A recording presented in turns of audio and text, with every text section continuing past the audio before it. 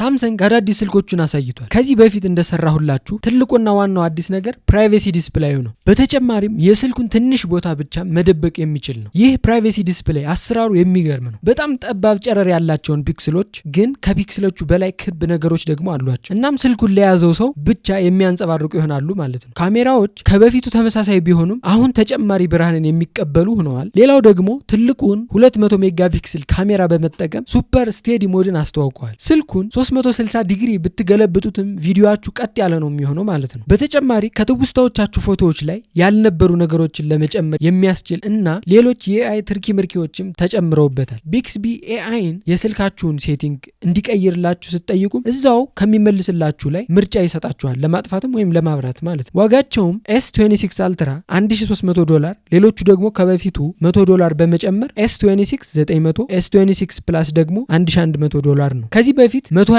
ጂቢ የነበሩ ቢሆንም አሁን ግን ከዋጋው መጨመር ጋር 256 ጂቢ ሆነው እንደሚመጡ ተናግረዋል።